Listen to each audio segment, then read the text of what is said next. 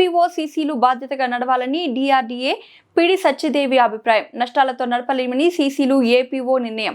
వేరేసి 2023 Covid అనంతరం సబ్బవరంలో ఏర్పాటు చేసిన వెలుగు మహిళా మార్ట్ నిర్వహణ దాదాపుగా మూతపడినట్లే. ప్రతి ఒక్క డ్వాక్రా మహిళ నుంచి 200 రూపాయల చొప్పున 35 లక్షల రూపాయల వసూలు చేసిన మహిళా మార్ట్ ఏర్పాటు చేసిన ఆశించినంత స్థాయిలో నడవలేదన్నది వాస్తవం. మూసేమని, కొంతమంది నడపమని అధికారుల మధ్య నలిగిపోతున్న మహిళా మార్పు వివాదం ఎమ్మెల్యే సోదరుడు సబ్బవరం మండల జనసేన ఇన్ఛార్జ్ పంచకర్ల వెంకటేశ్వరరావు వద్దకు పంచాయతీ చేరింది. పంచాయతీలో ఏం తేలిందో ఏమో గానీ మార్ట్లో సరుకు మాత్రం దాదాపుగా ఖాళీ అయింది. డ్వాక్రా మహిళల మెడపై కత్తి పెట్టి సరుకులు కొనాలని ఒత్తిడి తెచ్చి ఏర్పాటు చేసిన వెలుగు మహిళా మార్ట్ మూతపడడానికి కారణాలు ప్రజలకు ఖచ్చితంగా తెలియాల్సిందే.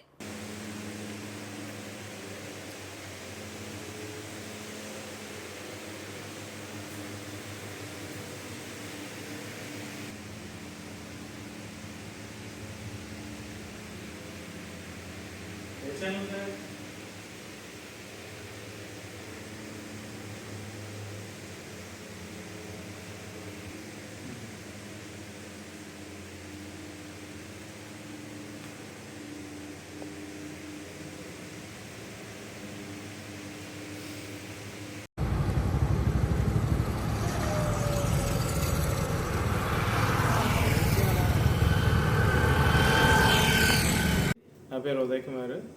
ఇక్కడ మహిళా మట్ సబ్బవరంలో మేనేజర్గా పనిచేస్తున్నాను. ఇది 2023 జూలై 15న స్టార్ట్ అయింది మహిళా మట్ అనేది. కానీ జరుగుతున్న కాల పరిస్థితుల్లో ఖర్చులు పెరిగిపోవడం, నెక్స్ట్ జిఎస్టీలు పెరగడం, అయితే బయట మార్కెట్లో తక్కువ దొరుకుతున్నాయి సరుకులు.